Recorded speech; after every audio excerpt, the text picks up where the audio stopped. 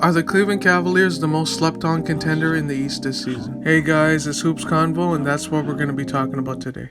But before we do that, if you guys want more future opinions and breakdowns, I'd really appreciate it if you guys can hit that subscribe button, like, comment, all that. Thank you. Even after they made the Donovan Mitchell trade in the summer, a lot of people weren't convinced this Cavs team was a real contender. And what I mean by that is a top 3 to 4 seed and a legitimate title contender. In theory, when you add a top 20 player in Donovan Mitchell to an up-and-coming rising young team like the Cleveland Cavaliers, the success shouldn't be surprising, but also the East was so stacked. You had teams like the Celtics, the Bucks, the Sixers, and the Miami Heat who are currently struggling, but preseason it wasn't that hard of a take to put them over the Cavs. But anyways, let's talk about how the Cavs are doing this season and why they're one of the best teams in the East and the entire NBA. In the games that I got to watch this season, I've noticed they looked very sharp on offense and defense, and it's backed by the numbers as they're one of the few teams that are ranked top 10 in both categories.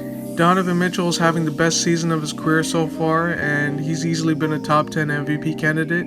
I love how he's destroying that narrative about how Rudy Gobert carried him this whole time and that he's not very an impactful player.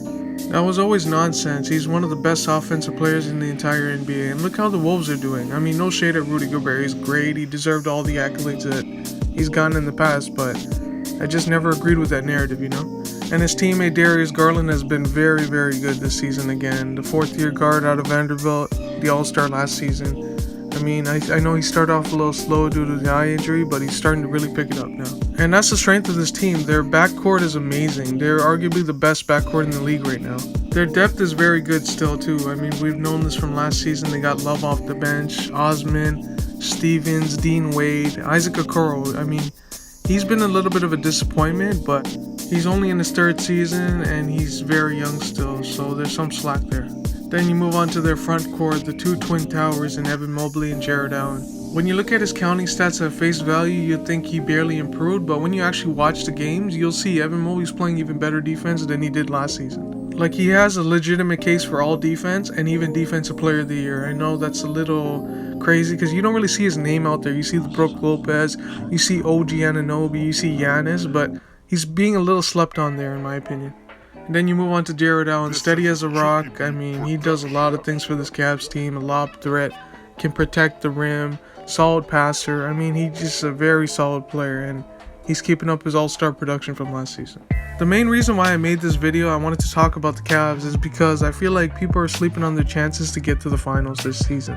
Maybe they're one move away, especially at the wings, because you don't see guys like Karis LeVert, Isaac Okoro guarding the Jason Tatums, the Giannis's, the Chris Middletons, the Pascal Siakams. I mean, the list of wings around the league, you're just not going to see them guard those dudes. So maybe that's a move Kobe Altman and the front office decides to make eventually.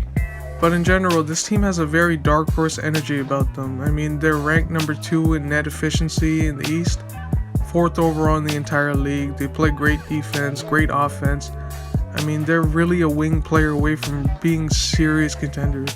Since 2020, there's always been this team that comes out of nowhere and surprises in the playoffs.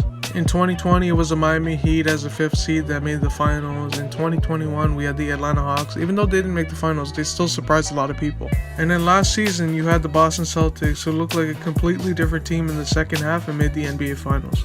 It wouldn't shock me if the Cleveland Cavaliers are that team this season. So do you guys agree with me or disagree with me? Let me know in the comments. Again, please like, share, and subscribe. It helps the channel and for more future content. If you guys want more future opinions and breakdowns, this is the channel to be at. And like I always say, we're called Hoops Convo for a reason. Thanks and take care.